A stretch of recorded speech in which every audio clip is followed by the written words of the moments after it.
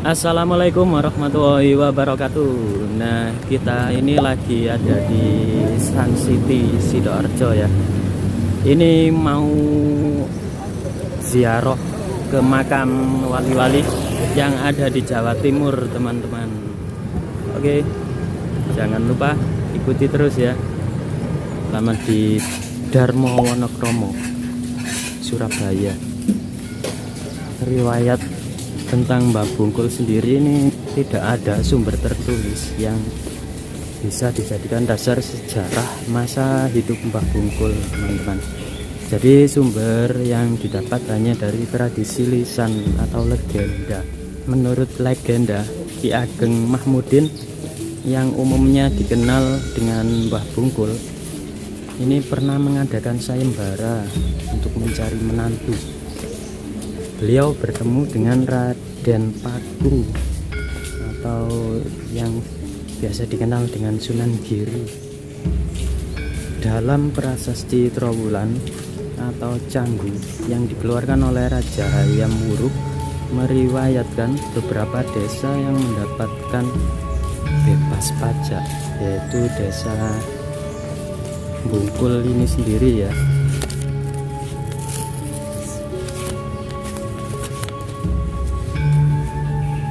Serta desa Bungkul ini mendapat akses ke kerajaan langsung dan juga bebas melaksanakan ibadah, teman-teman.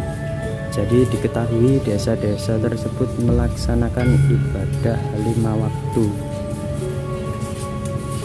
Nah, hal ini menandakan bahwa Islam sudah ada di daerah Bungkul sini.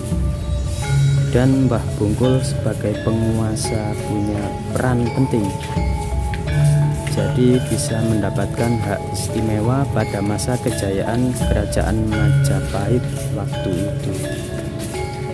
Nah, kira-kira seperti itu, teman-teman. Jadi tidak ada catatan dari manapun, tidak ada catatan sejarah dari Mbah Bungkul ini sendiri. Jadi ceritanya ini berdasarkan lisan saja, dari cerita masyarakat, dari mulut ke mulut. Jadi tidak ada tulisan yang menyatakan sejarahnya Mbah Bungkul. Bagaimana Pak Roji? Sana loh. Ayo ikuti Pak Roji, teman-teman.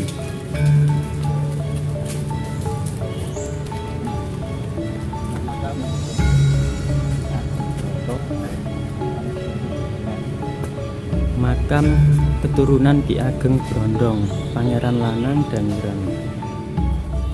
Oke, kita masuk dulu, teman-teman. Kirim doa.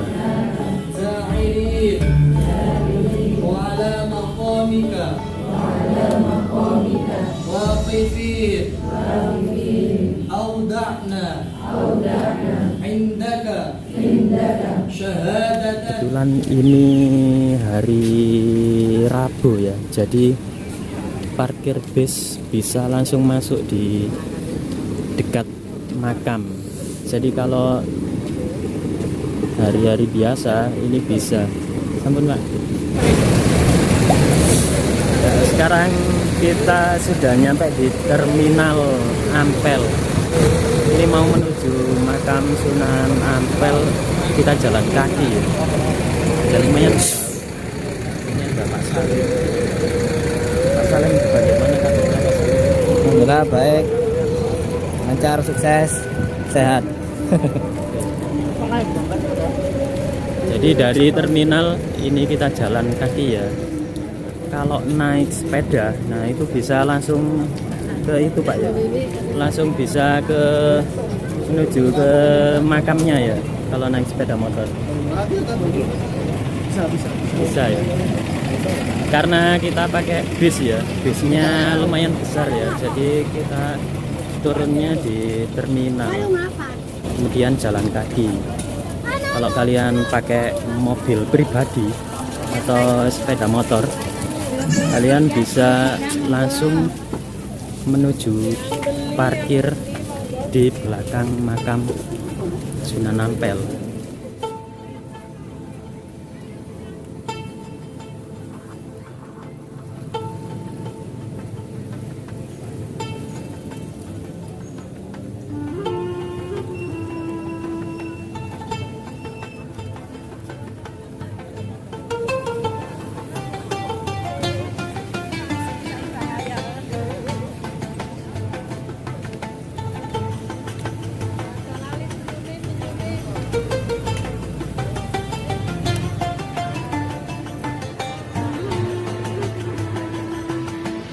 Nah ini masih belum dapat setengah perjalanan Bu ya.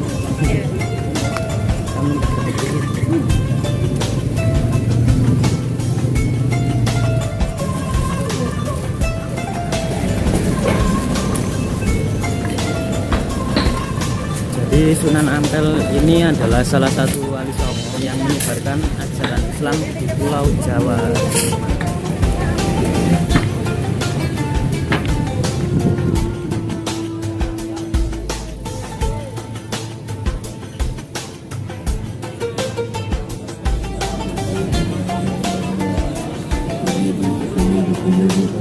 Jadi Sunan Ampel adalah salah satu wali songo yang menyebarkan ajaran Islam di Pulau Jawa, teman-teman.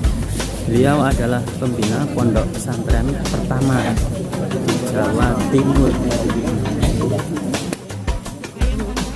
Jadi Sunan Ampel ini dijuluki sebagai bapak para wali karena anak dan menantunya mengikuti jejak dakwahnya, yaitu Sunan Bonang, Sunan Derajat, dan juga Sunan Giri.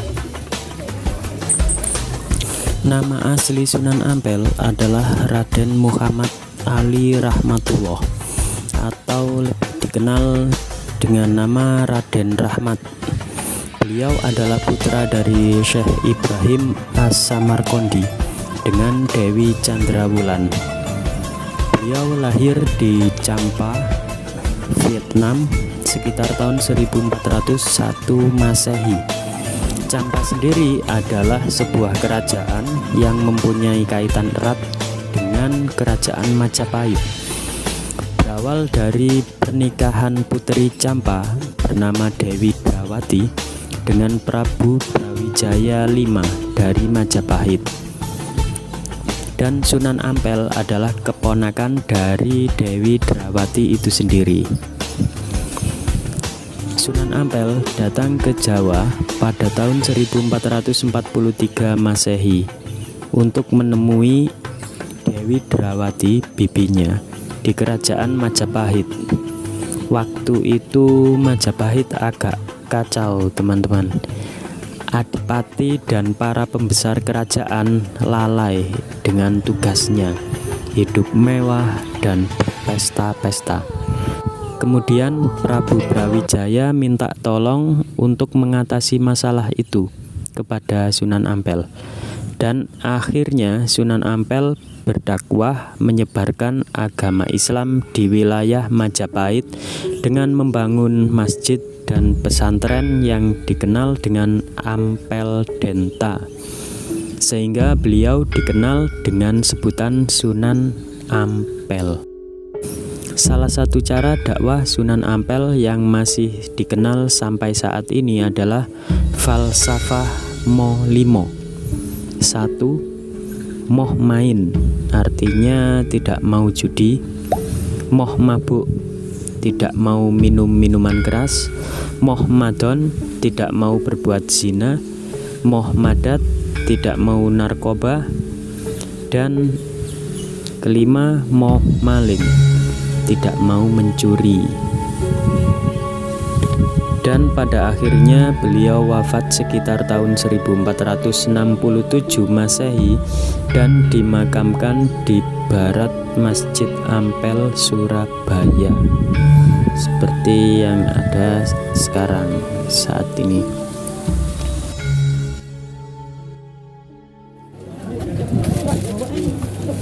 Oke, kita sudah masuk. Oh iya, iya, mas.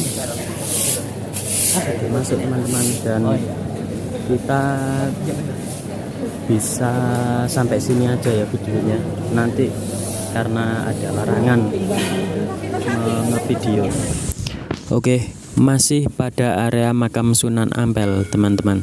Ternyata di sini ada makam Mbah Son Haji, atau lebih dikenalnya dengan sebutan Mbah Bolong. Mbah Bolong adalah salah satu abdi Masjid Ampel. Mengutip dari laman jawapos.com, kata salah satu warga sekitar, dulu waktu Mbah Bolong wafat, wilayah masjid jadi kotor. Terus Mbah Ampel bergumam, andai Mbah Bolong masih ada, pasti masjid bersih. Besoknya secara ajaib, ternyata Mbah Bolong muncul lagi. Nah, kejadian itu terus berulang selama 9 kali, teman-teman. Sehingga ada yang mengatakan Mbah Bolong itu punya 9 nyawa. Cerita lainnya tentang Mbah Bolong, ternyata Mbah Bolong itu waktu buka tembok untuk menentukan kiblat, terus ternyata ada Mekah. Nah, menurut masyarakat, karena beliau ini mengerti ilmu perbintangan, jadi dianggap mampu melihat Mekah. Nah, ceritanya seperti itu, teman-teman.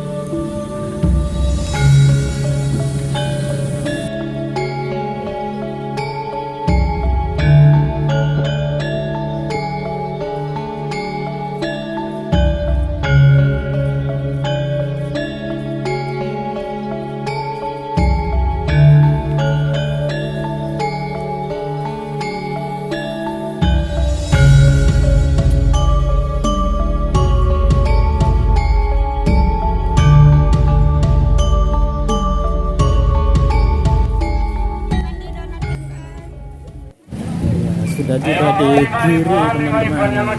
Ini mau naik ojek. Dari terminal menuju makam Sunan Giri, kita bisa naik ojek dengan bayar Rp10.000 untuk 2 orang, atau bisa naik dokar bayar Rp15.000 untuk 5 atau sampai 6 orang. Kita lagi di Sunan Giri, teman-teman.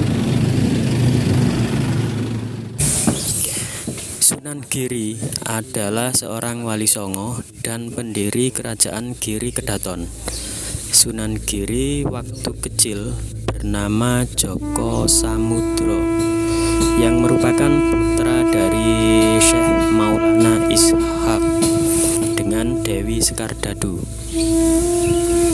yang tidak lain adalah putri dari Prabu Menak Sembuyu, penguasa wilayah Belambangan, Majapahit.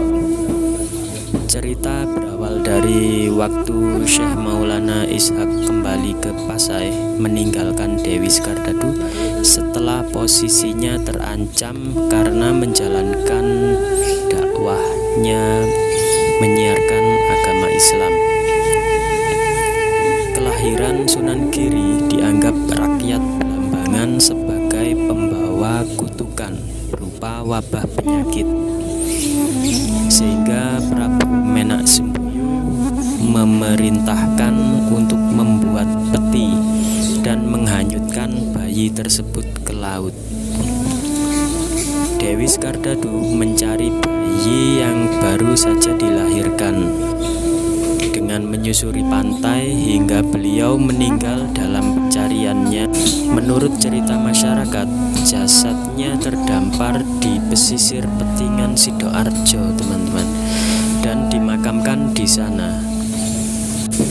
Sementara peti berisi bayi itu tadi ditemukan nelayan dan dibawa ke Gresik dan diangkat anak oleh Nyai Gede Pinatih dengan diberi nama Joko Samudro.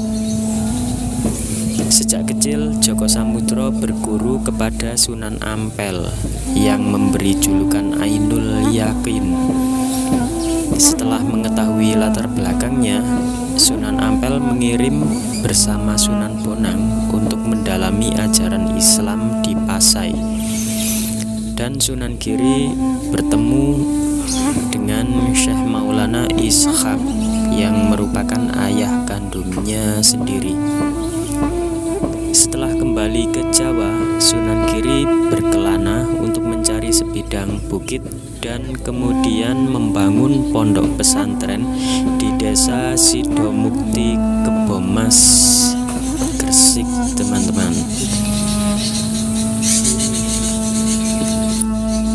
Uniknya, Sunan Giri ini menggunakan metode dakwah yang ramah kepada masyarakat. Salah satunya menggunakan seni tradisional Jawa, yaitu lagu-lagu permainan anak seperti lir ilir, jublak suwung, jelungan, cor, dan juga gula ganti. Nah, seperti itu sedikit cerita